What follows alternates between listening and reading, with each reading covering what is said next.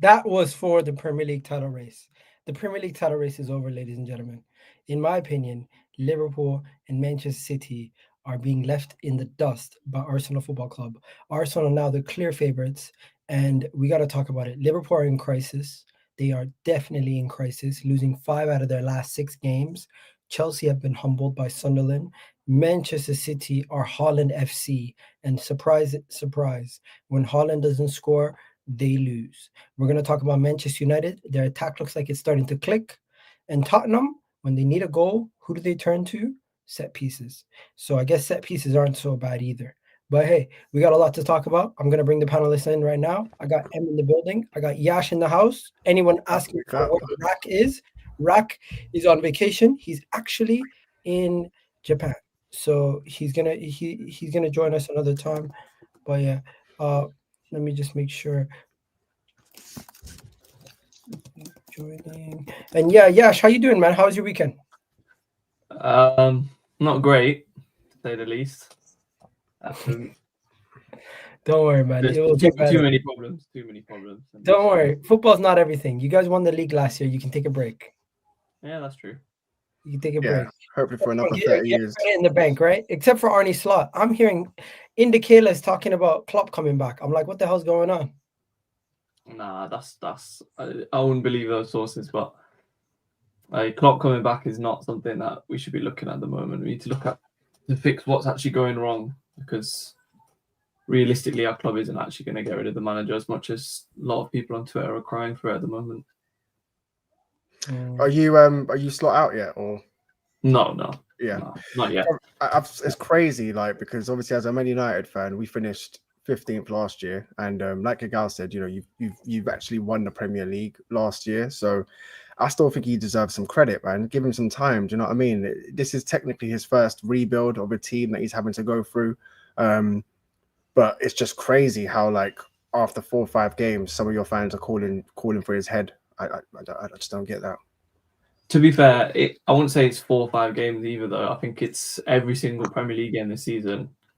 We've been bailed out quite a lot. And I think everybody saw earlier, but it was more a case where we were playing bad and we thought, okay, this is probably the worst it's going to get. Like, we're playing bad, but we're nicking results late.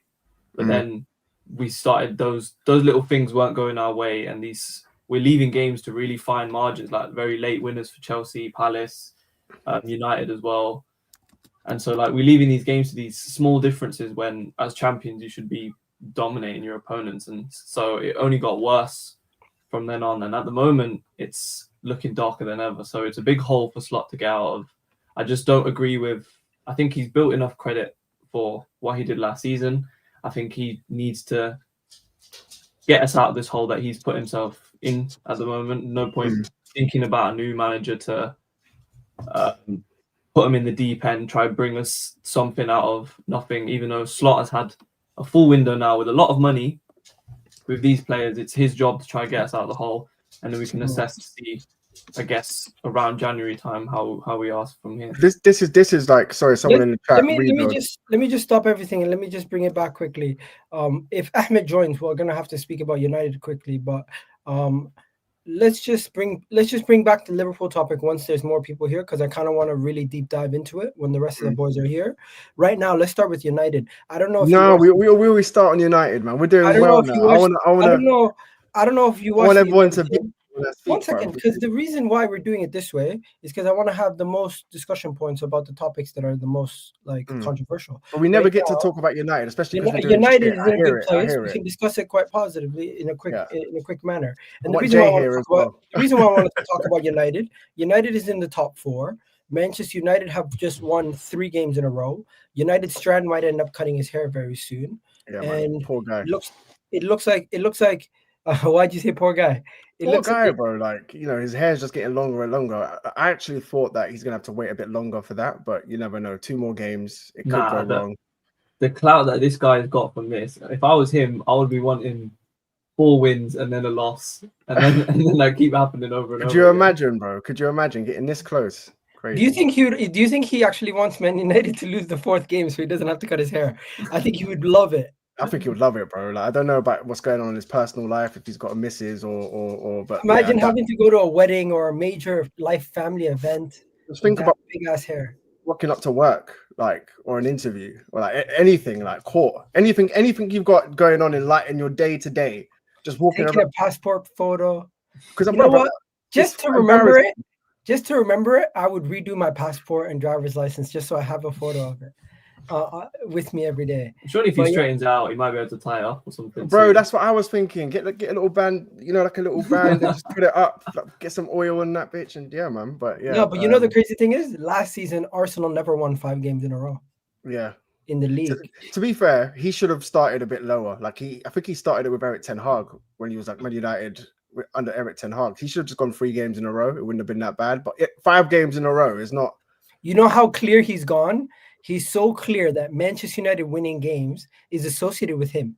Yeah. That's what I'm saying. So the best scenario for him is them to win 4 and then lose 1. You just keep getting bigger and bigger. But you know the crazy thing is, I only see the hair videos. I don't actually see any other content of his. Yeah. So people who actually go on that for that and then go and click on the other stuff, it's difficult to reinvent yourself after this. I'd like to see someone do something a bit different, where like instead of a hair thing, maybe like maybe like losing weight or something like that. Like I will cut down on calories until Man United win 5 in a row. Just make it more of a positive thing for someone. Do you know what I mean? Whereas the long hair thing is, I don't know, man. There you go. Arsenal set piece FC is more sustainable than Haaland FC. We're gonna have to come back to this super chat later. But before, big up to you, AMT. Is it more sustainable? I think we've scored 11 goals from set pieces. Has Haaland scored more than 11 goals? Yeah, he has. Already, yeah, he's definitely scored more than 11 goals in the league. I've seen somewhere where it said he scored. I don't know if in the league, but no, he scored 11 goals in the league. So yeah, Arsenal set pieces we have 11. Haaland has 11. we're going band for band with Haaland. I saw something where Man City's second top scorer is Esteve from Burnley in the league. I don't know if that's true. Charity. Okay, perfect, guys. We got Ahmed in the building, so now we can actually talk about United. 3 wins in a row. We got 2 Man United fans on the panel. They're both happy for once. No, are you still Ruben out, bro? After this, at least now you gotta still give him some more backing. He earned some more respect, no? No chance. Yeah. No chance. Sorry, go on. Go on. You go. No, go ahead. No, big up Ahmed. Go on, bro. Yeah. Listen. For as much as I'm gassed, listen, 4-2, we beat the Scousers, we beat Brighton 4-2, amazing victory, yeah. But bro, you think that I'm gonna change my mind on this manager because we won 3 wins in a row? Yeah, that's the bare minimum, isn't it? That's the bare minimum for Man United, right? And if we're gonna be honest with ourselves, yeah, that attack carried Amorim heavy tonight. He carried them. And Mbeumo's finishes, Cunha was quality, Casemiro was amazing, right? Because when he made them substitutes in the second half, we fell off, Second half, we kind of fell off here. He almost blew away that game where they made it 3-2. But like I said, it's still going to be Amorim out. I'm gassed about the victory, yeah? And it just proves that when people were telling me, United are rubbish. Yeah, cool. We've got a rubbish manager, yeah. But when you look at our players on paper, do not tell me that we are not capable of at least challenging for the top 4, yeah? Because that should be the bare minimum, bro. You're 4th right now. Yeah, but I'm not going to judge it right now. Yeah, I'm not going to. What does Amorim have to do to change your mind? But he's never going to change my mind, though, isn't it? Because he's a manager that's never going to change. But for now, he just needs to get results. Do you get what I'm saying? So for him to change my mind, yeah, he would need to do a lot. A lot needs to change. For example, the way how he plays football, the way how he actually starts using Kobe Mainoo a lot more often. His in-game substitutions need to change. His style of football needs to change. He needs to actually. Okay, what if you guys get Champions League football and a cup this season? Ten Hag got that. But that's what I'm saying. Even then, you're missing what we're trying to say. And I rate what Ahmed's saying because you're not flaking. Because a lot of people are like, "No, that's it. Give him time now." Do you know what I mean? But you have to see it for what it is. Yes, the team has improved. Yes, I agree with you. Cunha and Mbeumo are basically getting him through games, but you have to give him credit for that as well. Do you know what I mean? I'm not saying that it's hard to get the best out of these players because they're top quality players, but it does seem like it's gelling a bit better. I'm not sure about you, Ahmed, but from what I've seen, they look like, especially that link up on the right with I was going to say Ahmed Yeah. again. Ahmad and Mbeumo. Yeah. That link up with Ahmad and Mbeumo, bro, is so refreshing to see, and even to see Cunha come out and start actually playing now. But I do get what you're saying. It's not, it's only 3 games. We do need to give him we do need to see what else he can do. But again, I hear what you're saying. It's a style of play which is a bit of a negative one for me. Look where Cunha played and as well. decision making for the subs, because he does that quite a bit now, where he'll try and make changes without actually thinking about the consequences of the game. And he's done that quite a bit, where he'll take off.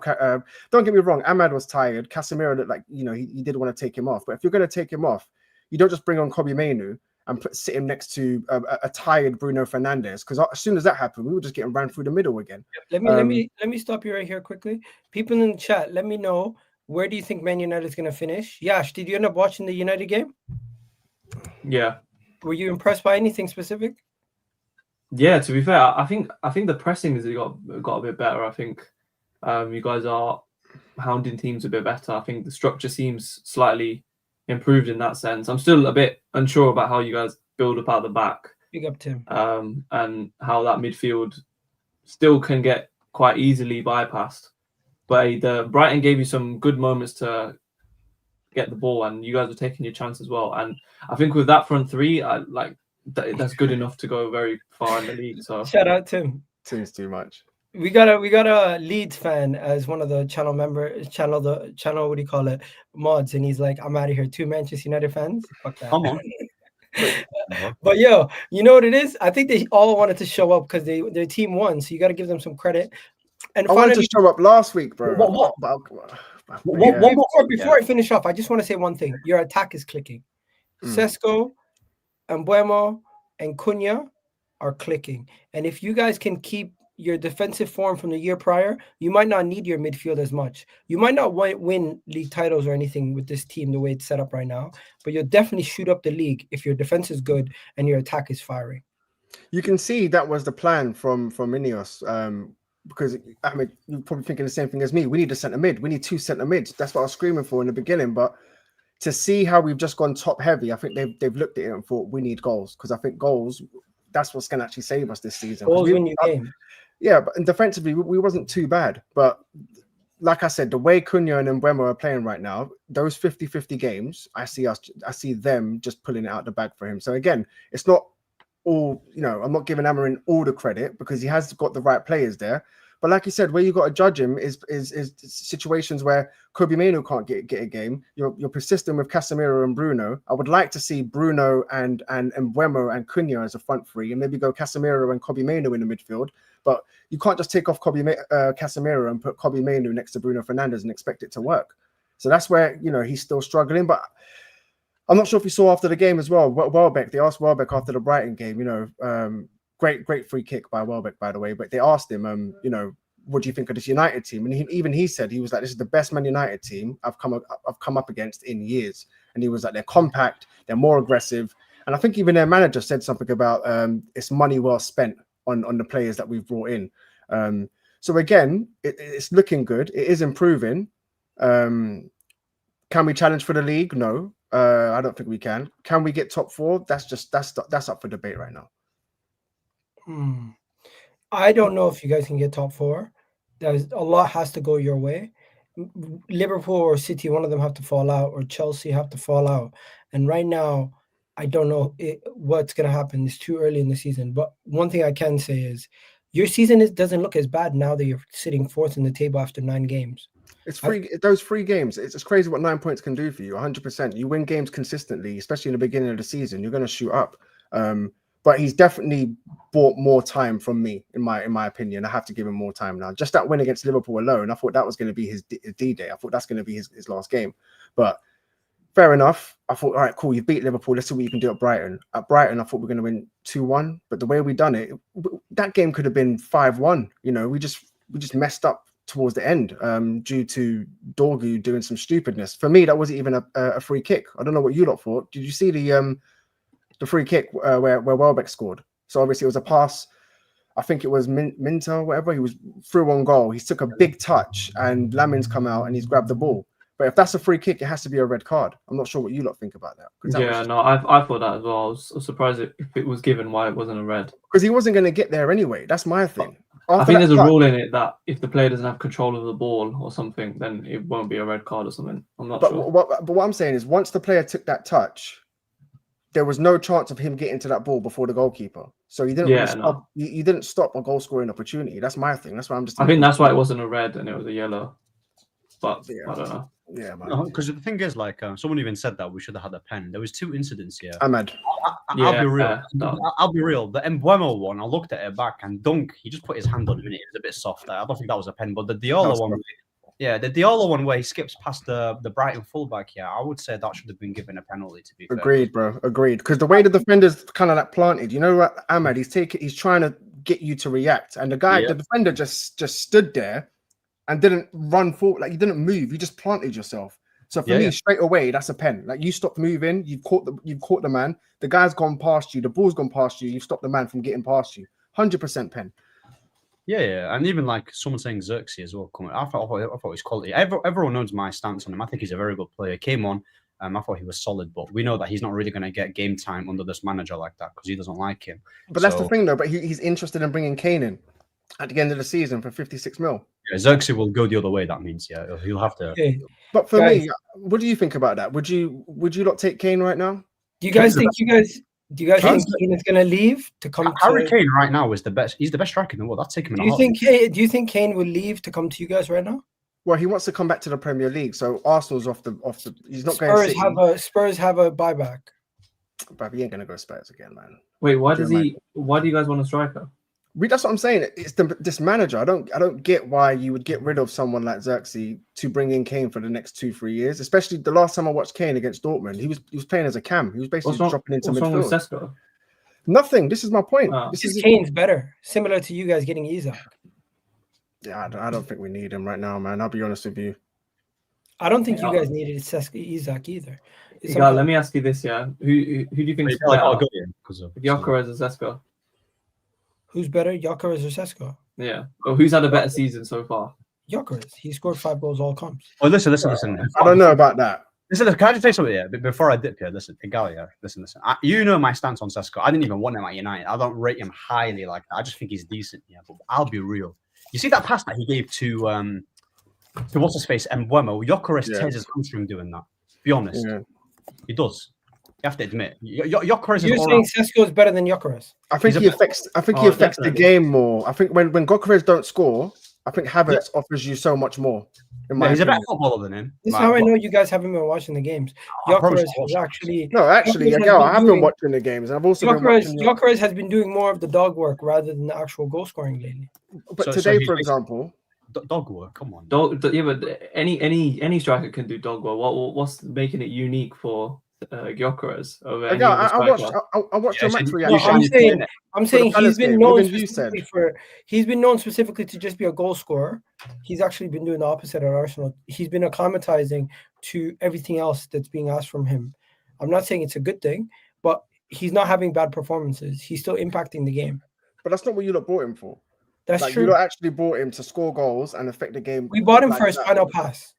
The way I say, we didn't buy him for his first touch. We bought him for his final touch. Would you say he's been a success so far? Because I don't think. The thing you guys don't see is he drags defenders away from the wingers. That is the main thing. Is he's come on, man. This is what we used to do in Nunes. No. But he actually look at the Atletico Madrid game. He gave Saka and Martinelli so much space to be caught wide open 90% of the time. Whenever he's on the pitch, there's 2 defenders around him. The thing is, if he was being disrespected and one player was guarding him straight up, he would have way more goals. They're doubling up on him majority of the time. They're not letting him breathe.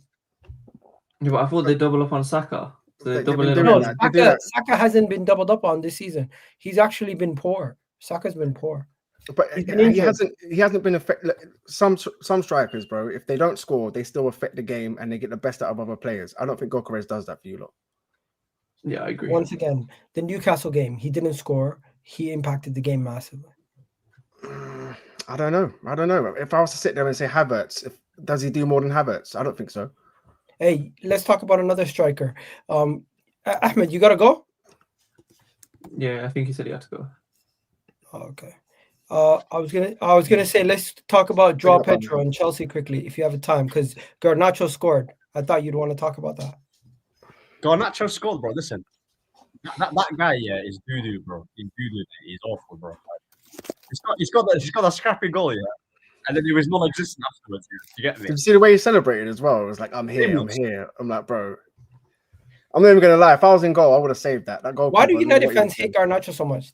Because We don't hate him. It's not hate. It's just know your place. Like for me, bro, you can't just flip and score a goal like that, then run to the flipping fans and start saying, I'm here, I'm here. It's like, bro, like you need to be doing so much more. And for me, his attitude is what's wrong. It's not even his ability. His ability, he's an average player, but how he thinks of himself, he thinks he's flipping prime Ronaldo. That's his problem. Are you guys picking Garnacho over the manager in this dispute with the manager, or Hell no? Or did he disrespect your fan base? What did he do? He was liking tweets. Pretty sure he was liking His tweets. his brother was crazy as well. His brother was leaking flipping news out. Yeah. Not only that, Rashford went to join Aston Villa. Then Garnacho on holiday, bro. Like, go and enjoy your holiday. Flipping takes a picture in an Aston Villa shirt and starts posting freedom and shit like that. Like, bro, what do you mean freedom? Man United flipping gave you your opportunity. Like, I just don't get how you can. Obviously, there was a situation with him and Amorim. I get that, but a lot of players were coming out and saying his mentality wasn't right. A lot of players. Do you remember that game where I think he scored a bicycle kick or whatever, and Bruno pulled him to the side after the game during an interview? I think it was Match of the Day, and he was like, "Yeah, like he needs to keep his head down. Like you're still not there, nowhere near." And you can see it at Chelsea, man. He's got a bad attitude, bro. Like there's times that he doesn't get the ball, he starts throwing his hands up in the air. It's like you're still young. You're not proven yet. Welcome, Jay. Is he there? What's going on? All right, he's connecting. Yeah. Anyways, Ahmed, you gotta go. Shout out to you. Really do appreciate it. Big up. Jay's in the building. Jay, we're talking about Chelsea, by the way. Jay, meet Yash, meet Jay. You guys already know M. But yeah, we're kind of just talking about the Garnacho basically making himself look silly after scoring one goal, and then his team ends up losing 2-1. But the main talking point from Chelsea fans after this game was, did you see the moment second goal was being scored, and there was two defenders, and the player just holding up the ball by himself, waiting for everyone? Personally, just on this straight away, like I think this has been a bit overstated. Like when I'm watching the goal, I'm like, okay, it's not the best defended, but the way people are talking about it, to me, I'm like, it's a bit OTT. It's the third man runner that does them. Yeah, so you can counter-attack, bro. Yeah, that's what it. To me, the argument is who's running after the runner. Do you know what I mean? So I'm looking at the midfielders. Why are you not tracking the man? Yeah, obviously you got Robbie, the top defender, like let's say a Gabriel, he's pushing him out wide. He's not allowing him to cut back in. Yeah, even a De Ligt. You know, I'd even say De Ligt's having a pretty good season. I think De Ligt would be more aggressive in that moment. You have to be a great. You have 100%. Jay. You got to start from, because even Brobby, whatever his name is, he had so much time to get the ball down. Yeah, he took about 4 or 5 touches in the box, bro. Like you know. Yeah. So that's what I'm saying. So the defender that's holding him up, I'm not mad.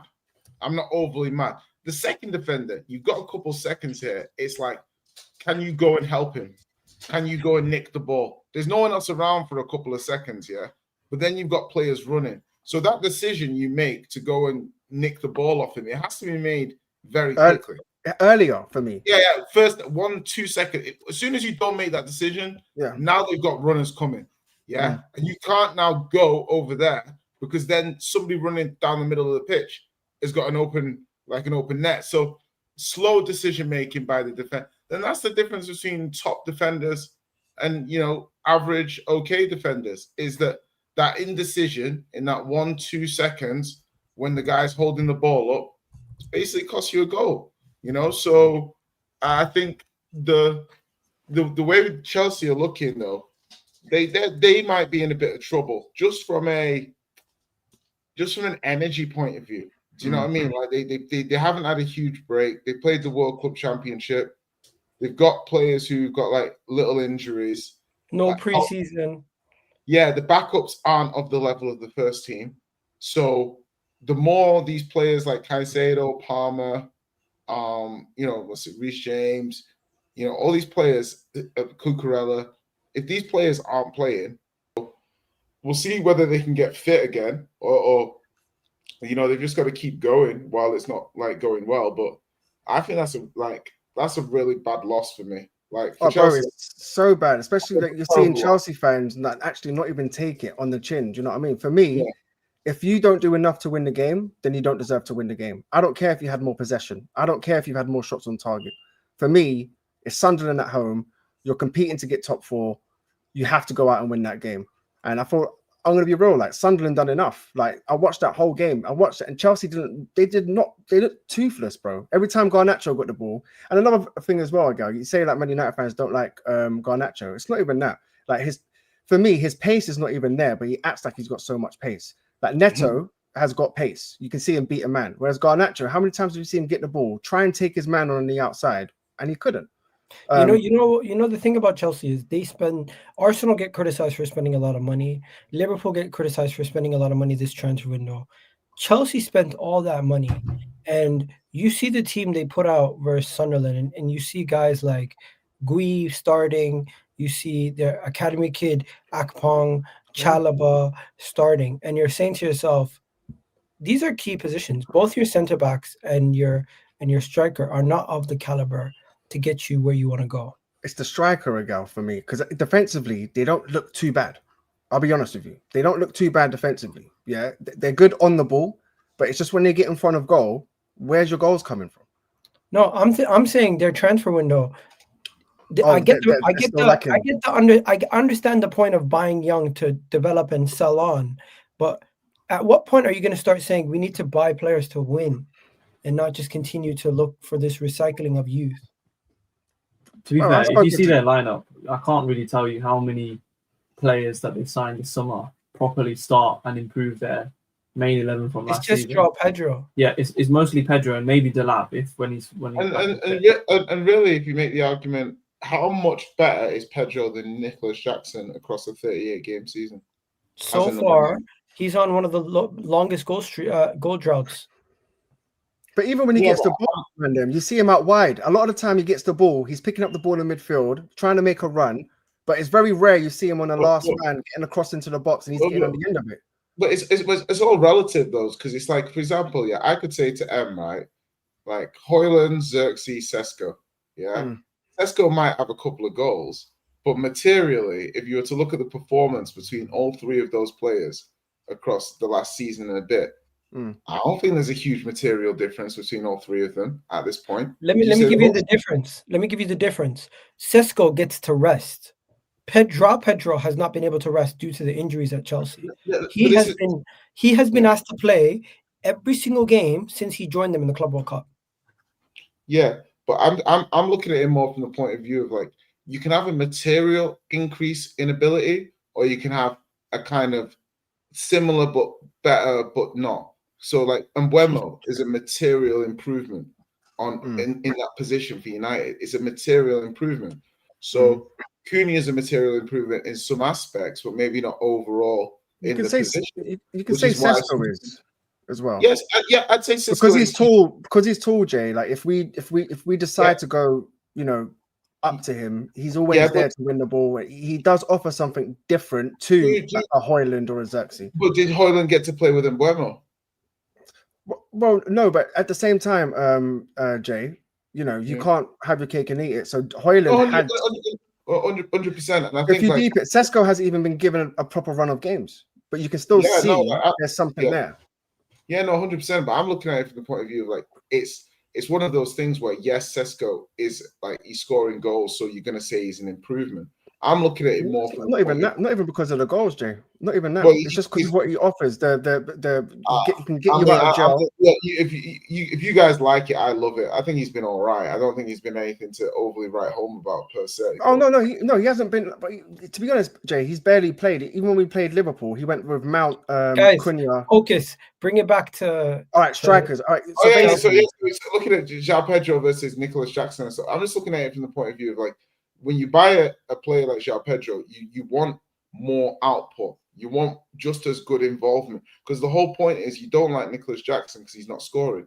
You don't mind the other aspects of his game. Do you know what I mean? So the person that comes in, they kind of need to score, because the other player you didn't hate the game. Do you know what I mean? Like, so with João Pedro, Delap being injured, Delap coming back, it'll be interesting to see what Chelsea do. Like whether Delap's going to be a big, it'll be nice for them to have Delap. He's coming back from a hamstring, so that's dangerous. But before you go, Yash, what are you saying about Chelsea? Talk to me. I don't know. I think that they're in a weird situation at the moment where they have a lot of injuries at the back, of course. I think defensively, in general, the structure is a bit off. I think the main thing yesterday for me with them was that obviously Sunderland was sitting deep and trying to defend in their box most of the game. And the manager's just not playing their best creative players. Obviously, Palmer's out, but like I'm seeing Esteval is always trying to make something happen on that side. I think he came on a bit too late for them. Yeah, I think João Pedro's not shooting enough. I think I saw something about he barely had any shots on target, or in like his last 7 games, I don't think he's had a single shot on target. I think with someone of his level of striking, I think he's not getting in shooting positions enough. I think they have a real creative issue when teams are sitting deep against them.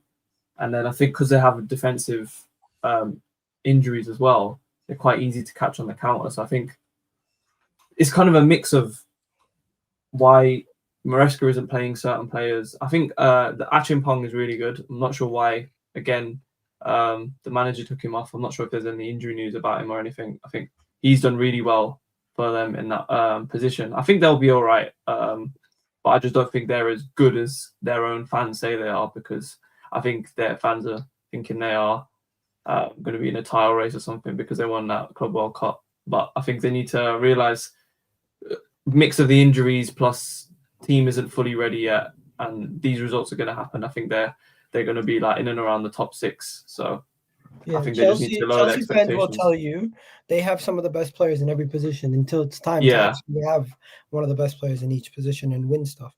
But yeah, Rich coming from me, but my team's performing right now. I think Arsenal are title favorites. I don't know about you guys. Everyone's now saying this.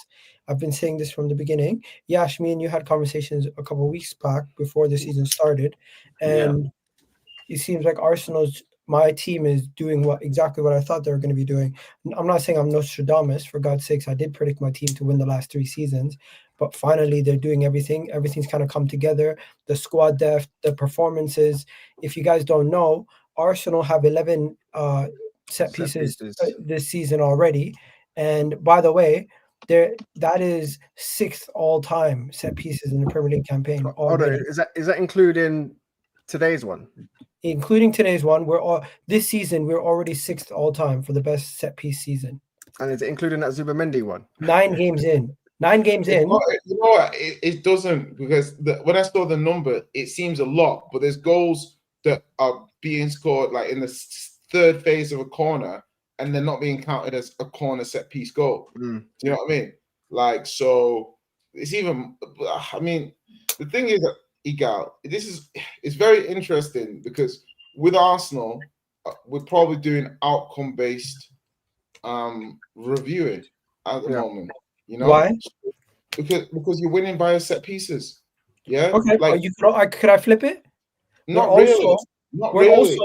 We're also defending at a high level. 6 clean sheets in 9 games. In all our games since the Newcastle game, all competitions, we faced 2 shots on target.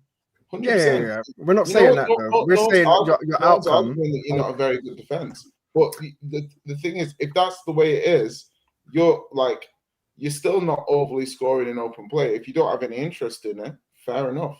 You know, we can all acknowledge that that's, you're a set piece team that's very, very good defensively and is gonna either, on a good day, create chances and score, and on a bad day, beat you 1-0. But you have a lot of not bad days, but average days with the set pieces. So you got to. It honestly depends how you play us. If Tottenham come to our ground and play defensive, it's going to be a close game. If Tottenham come to our ground and do what Ange Postecoglou used to do, we're going to batter you. I mean, I wouldn't say batter us. I mean, like we drew 2-2 there. You beat us 2-1. Like we never really went there and got battered. But I will say that Arsenal look the most complete side at the moment. They look the most resilient team. They look like they've got the most answers. But we're less than a quarter of the way through the season. I know, but this is what we said last year. Last year, when Liverpool took a little bit of a lead, it was like, who's going to catch? Can Arsenal catch them? Can City catch them? Liverpool and City and Chelsea, who are the three people who people say are Arsenal's closest opponents for this league, have all dropped points this week. And Chelsea have never crossed the 75 points mark in the last season since they won the league. Mm-hmm. Man City, they have a glaring issue where Erling Haaland seems to be their only main goal-scoring threat at this moment in time. And if he doesn't score, they lack the cutting edge. And Liverpool, for God's sake, they lost 5 out of their last 6. Don't worry about us. We ain't winning no title. Who's really putting us under pressure? I could make the case that Arsenal winning these games is putting Liverpool and City under more pressure to try to catch up. You're capitalizing on a weak league. Well, it's not a weak league. No, it's not a weak. Like, for me, I look at it. I never said that last year, but the way the league's gone, what it more is for me is the way the league's gone is now it's a margins league. It's just margins, tight margins, yeah. And Arsenal, it shouldn't be. Yeah, but it is. That's what I'm saying. But that's the reality of the league, or whether you want it to be or not. That's the reality we live in. That's my club's fault. I don't think it's I think the league was moving this way anyway. Like, if you look at the managers who are in charge of different teams, there's a lot of pragmatic, effective managers who are managing teams. But I think that's because of Klopp and Pep. Not really. It's teams. For me, you've got different teams who are hiring the best manager that they can possibly get. So that's just increased the quality of the league. Like, so, like Glasner at Palace, for example, different managers are going to teams, and it's just making the league better and better and better and better. And the quality of the teams and all of these managers, attention to detail, set pieces, strong tactically out of possession, blah, blah, blah. So now it's harder to score goals because all of these teams out of possession are decent. Yeah, all of these teams are setting up well. So now it's about set pieces, small margins, switching on. And it's boring, but that's the way the Premier League is this season. And you either become a boring team and do all the basics really well, or you're gonna get beat. Like, you know what's boring? What's boring is being a good defensive team that doesn't allow your opponent to get a sniff on your goal, because then neutrals don't get to see you face any threat. That's what people find boring. It's not Arsenal's actual attacking prowess, which is boring. It's the fact that we limit our opponent to hurt us, which makes it so neutrals don't get to see, oh, that was close. Ooh, they could have. So again, forget a neutral's perspective. How do you feel watching that? I enjoy it. We win games. I'm happy. They're 5 open play goals. They're 17th. I'll be honest with you. When we had Mourinho, I couldn't care less if we were 20. Nah, I know, of course. Why would you? No, it's getting to that point now, Gal, where like every game. I've done a show today, and I was just like, yeah, Arsenal will probably win. Will probably be from a set piece. But understand, we did this. 2022, 2023, we did this. We were the best, most attractive team. We lost. We couldn't keep it up. It was too grueling on the team. Plus, we didn't have the squad depth. Now we have the squad depth, but we've adjusted. We've made our team better suited to win 90% of the games because we can grind it out versus smaller teams and we can grind it out versus the big teams. And if you guys play against us like Atletico did, we will batter you in a 14-minute span and end up winning the game convincingly. But to be fair, that could have went either way. You're not going to lie. That Atletico Madrid game. I think the 4-0 was quite flattering. Yeah, it definitely was. But it was a masterclass in the sense that we executed in those 14 minutes quite well, where they continuously couldn't get any chances on us. They got one chance the whole game. I think when you guys go 1-0 up, the game is almost it's like 90% chance Arsenal. Do you reckon you will break that Chelsea record? Right now we have 6 clean 3. sheets in 9 That's games. 3 goals conceded. I think we can get more clean sheets than 15. I don't know if we'll be able to concede less than 15 goals. It's 12 goals they have in how many games? I don't know. No, it was 15. No, as in you've got 12 15, goals yeah. left to concede because you've conceded 3 in yeah. the league, right? So 12 goals in 29 games. It's very difficult. Yeah, we're in all comp. You got 3 comps as well. You're gonna be 3 in all comps is crazy in itself. No, don't get me wrong, bro. Your defense is. We have to get to January, May, and then there's a long way to go. It literally just takes 1 game. But you know the crazy thing is, Arsenal have not conceded 3 goals since playing Luton Town 2 years ago. Right, but okay, so fair enough. But what I would say, Igal, is that I feel like you're capable of doing this. I've known you for a few years now, and I feel like we've had similar conversations in previous years. Yeah, and obviously, you know what's different? No, this year, I believe over the line. Verbatim, we've had similar conversations. Like, no, even but you know what the difference is this year? like, do you know what's different The difference is this year, Jay. We might be able to put the Premier League trophy with those records. But Igal, my point is that obviously it could be your time. You know, it could be your time, and if it is your time, it is that time. Not gonna lie. Let's talk about Liverpool now. No, this is your. If you don't win it now, bro, wow. But it's not about if you don't win it now. No. You have to, bro. You have to. Because you look at City, you look at all the other teams around you. Last season, it was just you and Liverpool. This season, you look at all the other teams around you. I like the pressure. We just need to get our job done week in, week out. There's no pressure, bro. And it's not even a humble thing. It's just the reality. We just need to focus on ourselves. And luckily for us, the teams around us are dropping points. Let's talk about Liverpool now. I watched that game against Liverpool. I sat there. I literally watched the whole 90. And I was like, hold on, why did we talk about Gyokeres? Oh, we already spoke about Gyokeres. I did try, bro. I did try. Hold on. So that's 2 Premier League games he scored in, 7 blanks. Another he just game.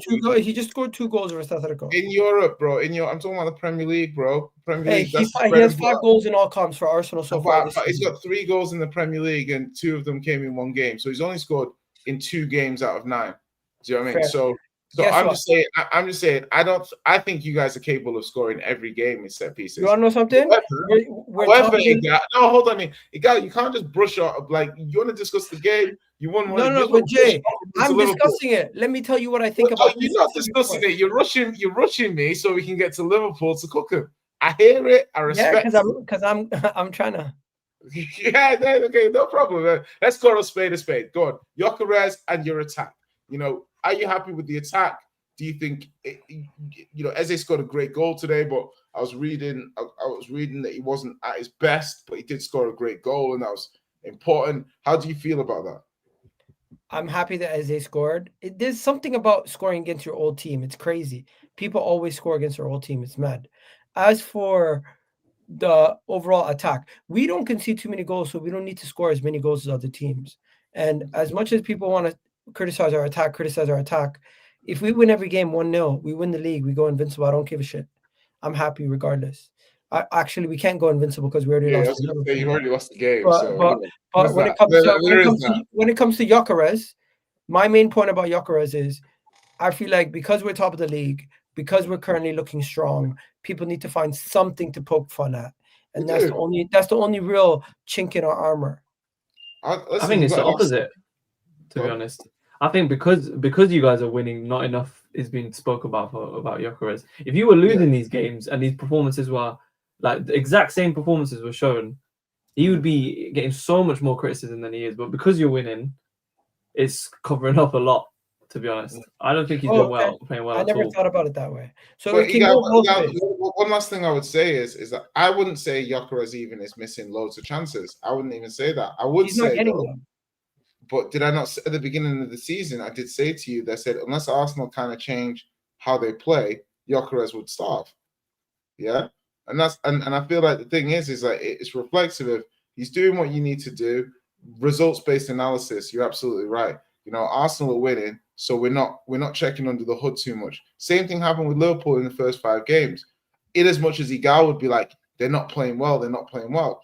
You have to give like champions a little bit of leeway. Same way we give Man City leeway when they would be doing, they can come back, they can do this. All right.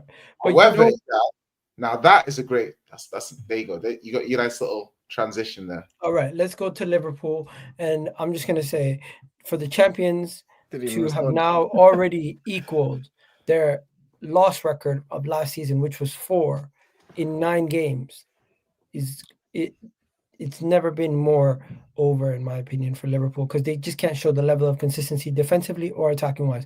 Arsenal have conceded 3 goals all season.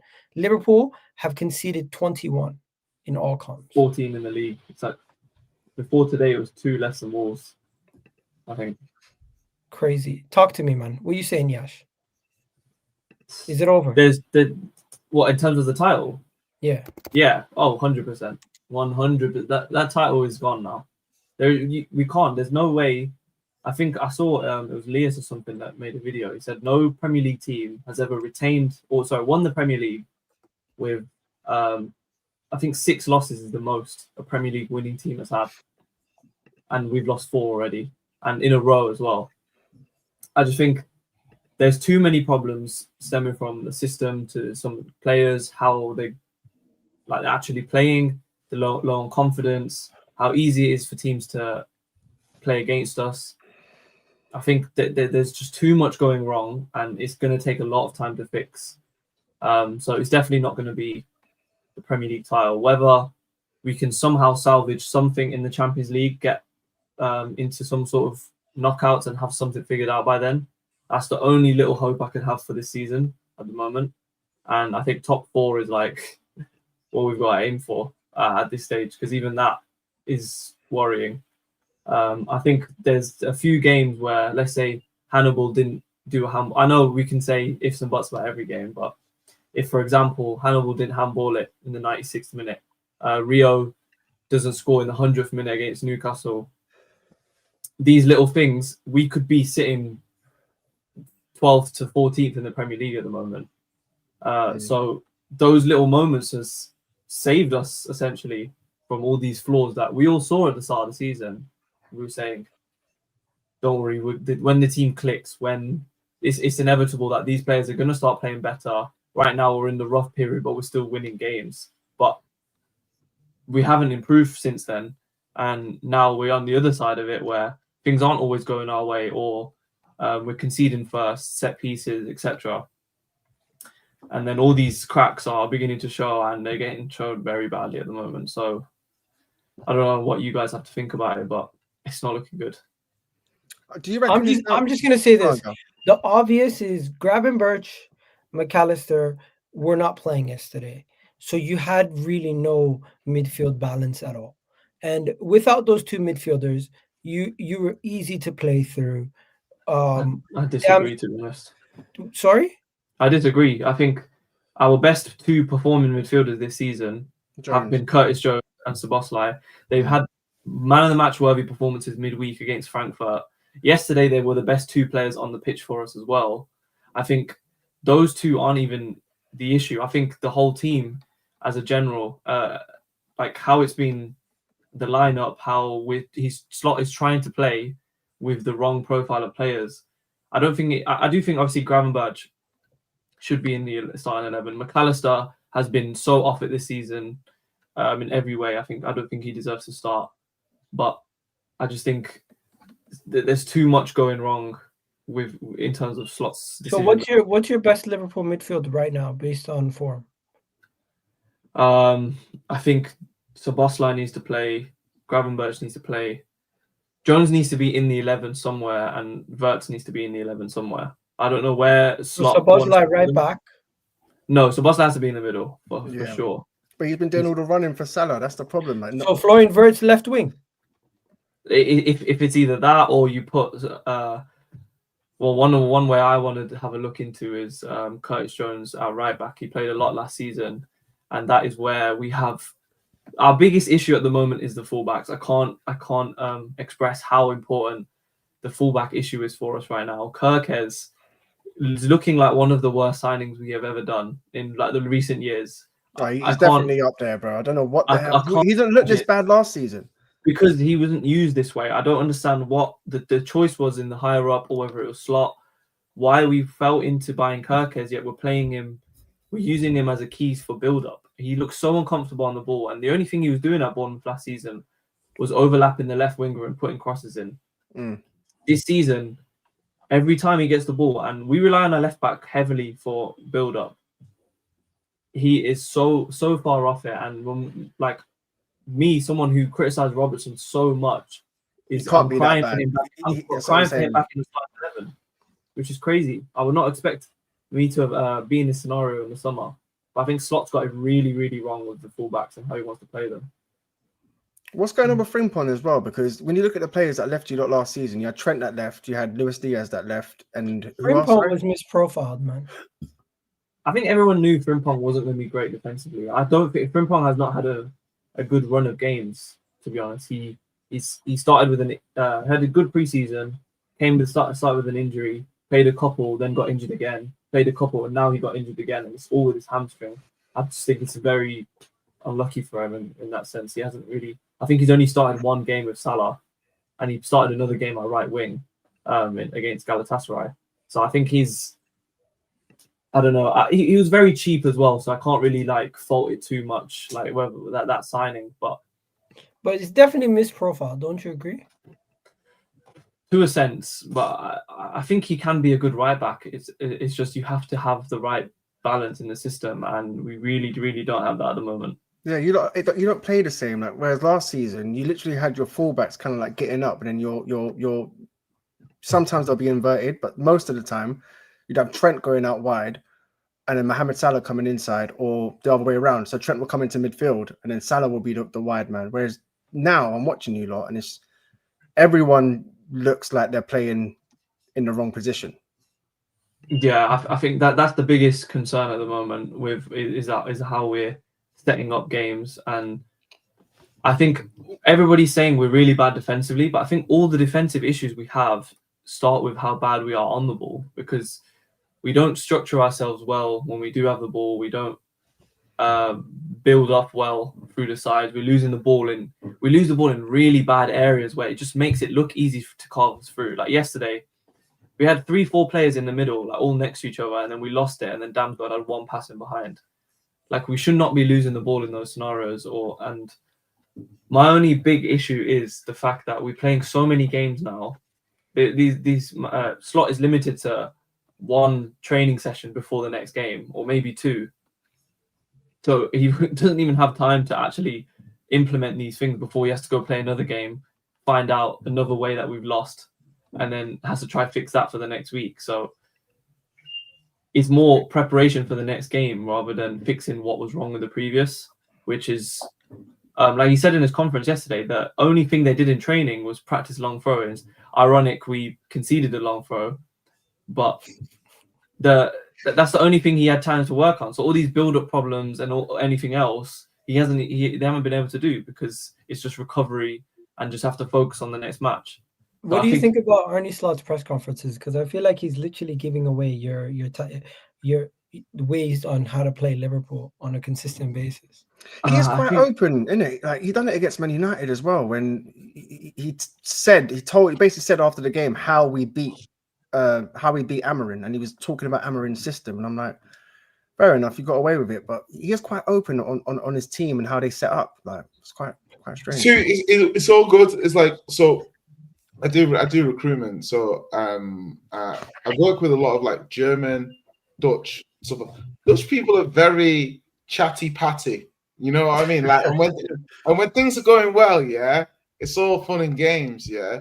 But same thing, is European country, show me a good loser, and I will show you a loser.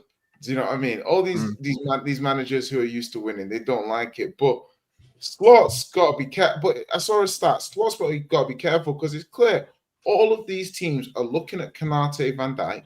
They're looking at Bradley and Gyokeres and saying, we just got to go long quickly. We just got to get the ball up quickly. Yeah, have these guys turning around, running back towards their own goal. And every single team is doing the same thing to them.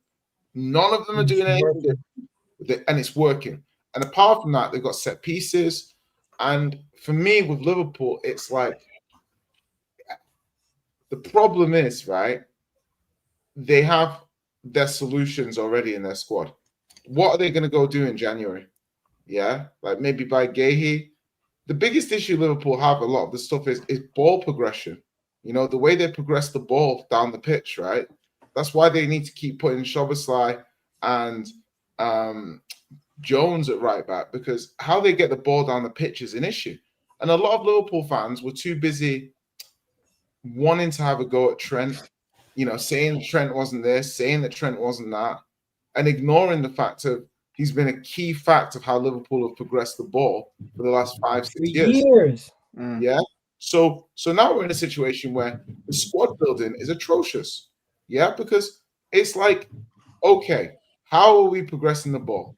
Okay, so then you bring a fullback in Frimpong, who's not really a fullback in the definitely not by Premier League standard. Do you remember when we bought Perisic and for Tottenham, and it was like he's a wing back by Italy standards. So when you come here, don't even think about playing in fullback. You got to play him as a left forward. Yeah, because wing backs by other country standards are not good fullbacks in this country. Even Porro got like a year plus. Remember we had the Portuguese guy. What's his name? The guy who went to Lazio. Oh, yeah, Tavares. Tavares. He's a mess. That's what I'm saying. Like Tavares, but he's a good left back in like another country. But if you put him in this country, send him to Palace as a left wing back, he'd feed families. Do you know what I mean? Yeah.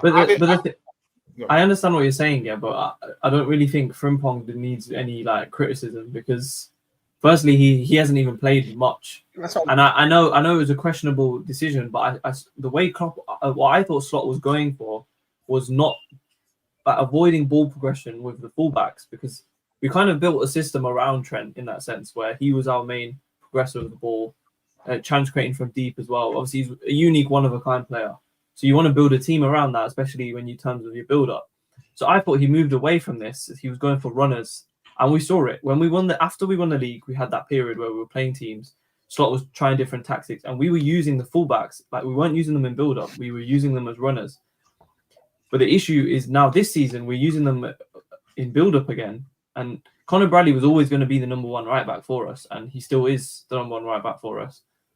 His best attribute is when he combines with someone in the middle and carries the ball forward, and then Salah can come inside. Same with Gyokeres. Gyokeres isn't someone you want to give the ball on the last line. Gyokeres is someone who you combine in with the middle, and then you find overlapping Gakpo or underlapping Gakpo. And they're not doing that this season. And I think Slot's using tactics from last season for our squad last season, which right now is completely different, especially out the back. So I think that is one of the biggest things, that fullbacks is the biggest decision that Slot, in my opinion, has to change. Another thing as well, bro, yeah? What's your style of play now? Because when I watch you lot now, like last season, you were very like top heavy. You used to blow teams away within 10 minutes, 2 goals. Then, you used to sit back and defend, counter. It was working. Whereas now, it's more controlled. Last season, everyone was telling me it's different to Klopp. It's more like controlled now. I hear it. I can see the control, but you've lost the goal threat which you lot had. Yeah, I think with a team that wants to be very controlled, when you have to, I think the easiest way to play against a team that wants to be controlled is to sit in the lower block, right? You sit and defend in your own box. And in the last 6 games in a row, I think it's at least 6, we have gone 1-0 down. Crystal Palace was a set piece. Galatasaray was a penalty. Chelsea was Caicedo's long shot. Man United was in Buemo straight away. Even Frankfurt, they had a counter-attack. And then now Brentford with a long throw. Every single game we're 1-0 down. When they're 1-0 down, they know now we're the easiest team to play against at the moment when you're 1-0 up. All you have to do is sit deep, hit the ball long, and try win the second ball, because you can catch our low confidence at the moment. I think this is a good way to talk about another team, set pieces. Let's just transition quickly. Yeah. Iga, how are you feeling when Spurs beat Arsenal last minute from a set piece at the Emirates? I don't think that's going to happen, but Tottenham are really good at set pieces, and today you scored 2 set piece goals. So you don't mind set pieces anymore, Jay, do you? I never minded set pieces. You know, it's one of those things. So I think only Arsenal what fans have taken this a lot like to heart because set pieces have always been in the game. Like everyone does score set pieces, but but because the you way guys are only scoring about set Arsenal pieces. set pieces is as if, oh my God, these guys are ashamed to football. Because that's how you're winning, bro. You do only score set pieces. You're bro. 17th in the league in terms of goals from open play. It's not a bad thing because you're winning games. Like it's winning you matches, but it doesn't mean it's something we should compliment.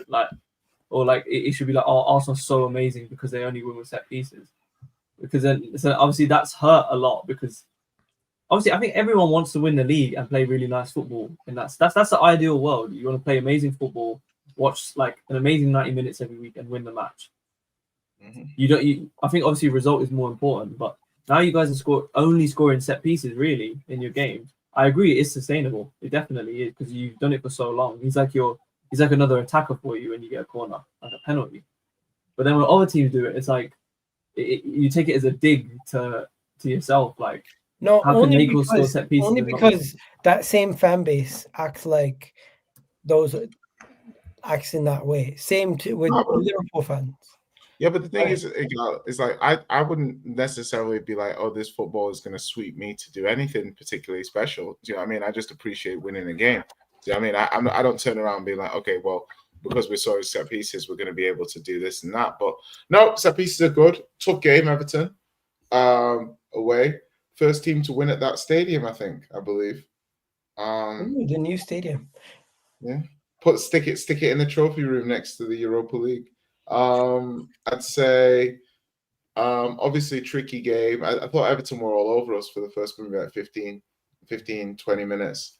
And then we kind of settled. Van der Ven taking big steps this season. I was saying before, I think he's my favorite Tottenham player now. So good. After Son's gone now, it's Van der Ven. He's gone up a level with the armband. I think he's essentially vice captain now, I guess. Thinking about the players that are missing.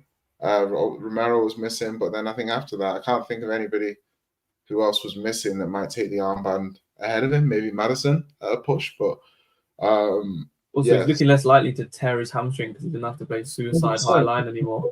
I think as well, credit to Ange a little bit on that because last season there was some stuff he did in terms of he came out of the team for a while. I think they looked at how he runs, how he goes into tackles, how he slides, things like that.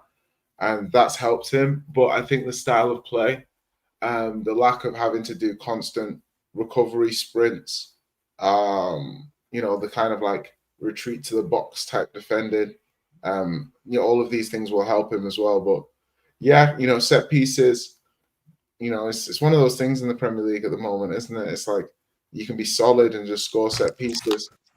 I think Spurs will benefit in the next few weeks now because of course we've got Chelsea next, and I think it's at home, but the fact it's Chelsea, I feel should help us a little bit in terms of the game should be a little bit more open rather than say playing like a Wolves or something. Do you know what I mean? What do you think of Thomas Frank then? Because I think out of all the big teams, Spurs are the ones I've watched the least.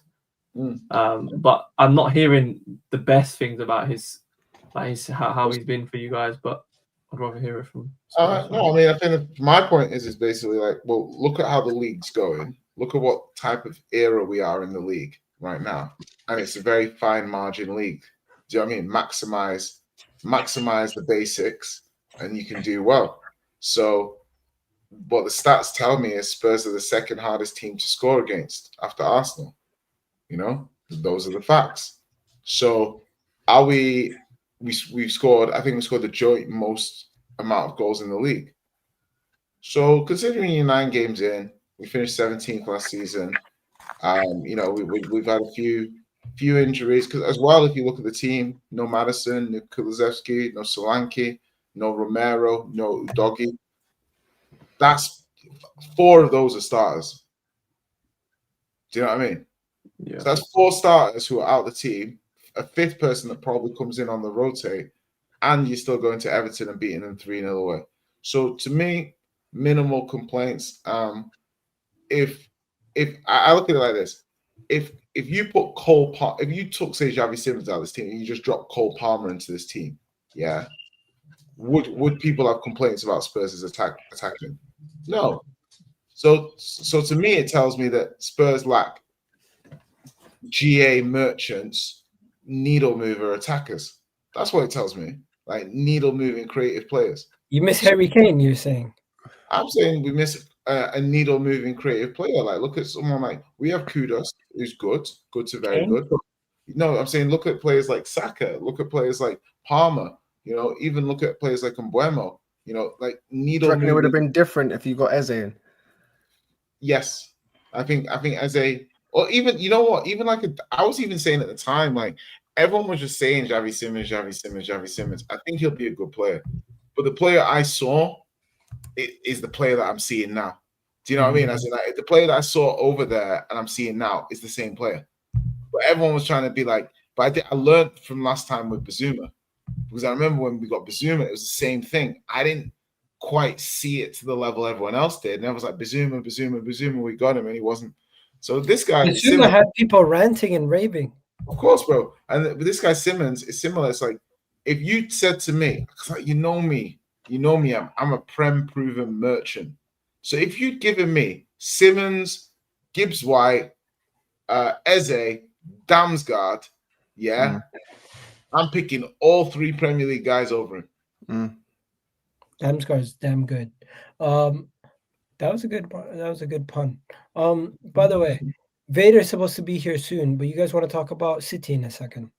I wanted to mention. Have we completely finished Liverpool? Because I'm curious. Who Liverpool got next week? Is it City? It's not City. Liverpool's next Villa. 4 games. Oh, don't even Liverpool's speak about next 4 games. Palace in the Cup. Real Villa Madrid home. in the Champions League. Aston Villa home, Man City away. Aston Villa, and then Man City. Yeah, boy, that's. I can see 4 losses. I'm not joking. Sure.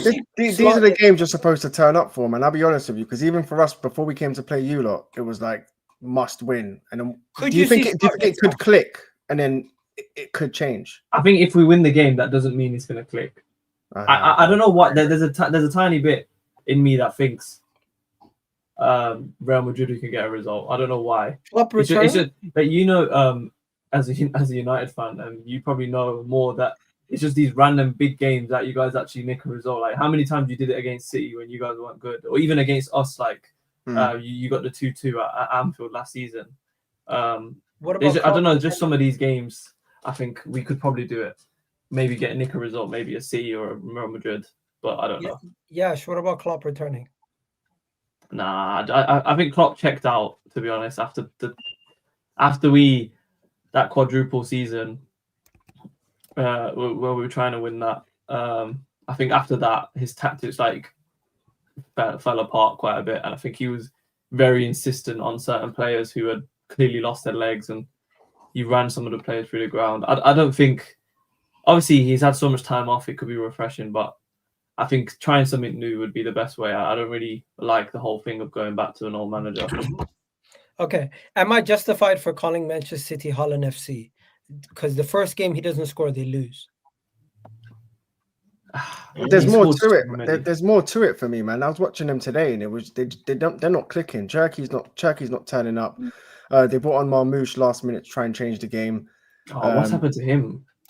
He's been injured. I know that's true, but I don't know where he starts. He's in that weird category of players where do you play? Where does Marmoush start? Left wing, but the problem with him playing left wing is that Doku's one of their best players. Doku's not been starting. Like I've been saying this, like when we were doing the team of the season egal, and I was like, people were like, "Oh, Doku." I was like, "Bro, like the guy's not even." Bob started ahead of him. Like Savinho, obviously they promised him more minutes or whatever after Tottenham, and he's playing. He's not. My thing, and I think Liverpool are gonna have the same issue. As well is that, and this is why Arsenal are probably ahead of most of the teams, is that who's got the next generation of all-timers? Yeah, City and Liverpool benefited in this generation of having the best players in the league. Yeah, both those teams had their best players in the league. Right now, you look at Liverpool, you look at City, like they're both not signing the best players. No, we have them. We just can't use them properly. No, not really. We broke the transfer record twice. We definitely have it. No, because I'm saying like you obviously have them, but the players will drop off, and then the players that replace, it's like who's coming in. So you look at players like Alisson, Robertson, Trent, Van Dijk, Salah. Obviously, these are the best. These are like generational players. These are like very close to all-time Prem 11 players. Do you see what I mean? So when these players go now and drop off, the new players, the gap is huge. Like the gap between those players' peaks and the players you're bringing in, City and stuff, is massive. And that's but I also think that's because you're calling them greats now because of how long they've done it for, in like, because it's towards the end of their career. I think a lot of the players that are good in the league are still young, so they're gonna, maybe in 5 years' time you could call some of them all timers. Yeah, but I don't know, maybe a Declan Rice, for example. But that's my point, though. That's my example. Arsenal have a large number of players that are starting to become the best players in their position in the league. They have a large number of those players. Raya's one of the best keepers. Timber's one of the best right backs. Saliba, Gabriel, some of the best centre backs. Saka's one of the best right wingers. So Arsenal are now starting to step. Those players are now stepping up from being good players in the league to the best players in their positions. Do you see what I mean? And Liverpool are losing players who are the best players in their position, and the players that are replacing them are, yeah, of course, mate, because I'm saying Robertson in 16, 17, or in 17, 18, yeah, was a top player. Even in his first season, like halfway through it, just 18 months later, he's a top player. So if I can compare, is Gyokeres even better than last season Robertson? Probably not. And last season Robertson was cheeks. Do you know what I mean? Yeah. So it's like, so I'm like saying to you, like Frimpong, like if we look at City now, the players that City have, it's like Marmoush, Reinders, like Bob, Doku. They can't compare with the best players, their best teams. The player differential quality that City used to have, they don't have it anymore. But also, you have to consider the fact that Foden was supposed to be a big one as well, Jay. Yeah, that's true. He was supposed to take that mantle, but I think Arsenal have had the same group of players now. They don't sell, right? They don't sell much. Yeah. They've got the same group of players for 4 or 5 years now. They're playing together. And they've built the time in the Premier League to now think they're world class. How long Saliba's been playing now? Gabriel. Gabriel had his whole Bozo era, and he's had time to completely change that. 100%. Now, arguably, but it's mostly because of the hairline. But yeah, maybe. But like these players are obviously, they've had time to grow into becoming world class, and that's why I agree. This is Arsenal season to be in this scenario, and I hate that you guys loving this. And like us, for example, I think Isak, you can still, okay, he's had a very poor start, injuries, not fully fit. I think he's still at his best, one of the best strikers in the world. I think Bertz has, as shaky of a start he's had, I think potential wise he's still going to be up there. I think same with Gravenberch, same with Szoboszlai. I think these are on the cusp of world class players. Let me just say this though. I agree with you guys. The other players the quality has dropped. But does that then now not put more focus on Haaland to be the guy who delivers, and the rest of the team is not really pulling their weight? That's a system thing. It could be actually as well. It is a system thing because even today it's like it's a personnel issue. It's not a system thing. No one else looks like they're taking control of the game. There were times where they were trying to play through Aston Villa. Bro, it's a squad building issue.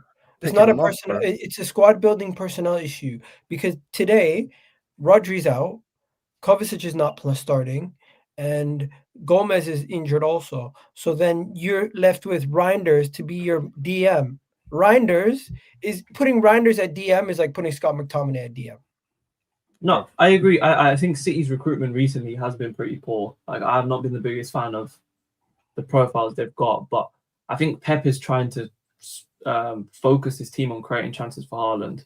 It's not like other people are shooting loads, and yeah, that's what I'm saying. I think the dynamic is get Haaland to score as much as you can, but I do agree they don't have them superstars to bail them out or create something out of nothing. I think Doku is one of them to be honest, even though he didn't play today. I think he's someone who can create something out of nothing. But who else do you see in that team that can get 10 to 15 goals a season? Yeah, that's it. Anyways, that's not going to be enough for them to win the league, in my opinion. There's going to be more games like Aston Villa where Haaland's not going to be able to score and they're going to lose. But yeah, Vader unfortunately can't make it. He should have made it by now. He said 8 minutes. He said 10 minutes ago he'll be here 8 minutes, 5 minutes. But yeah, we're gonna wrap it up. I gotta go somewhere. And love for the love, people. Hopefully the Blue Jays win the next World Series game, and hopefully everyone has a great week. We'll catch you guys. We got Europa League. No, what am I talking about? I was gonna say Europa League, Premier League, and everything. What am I talking about? I was talking about FA Cup.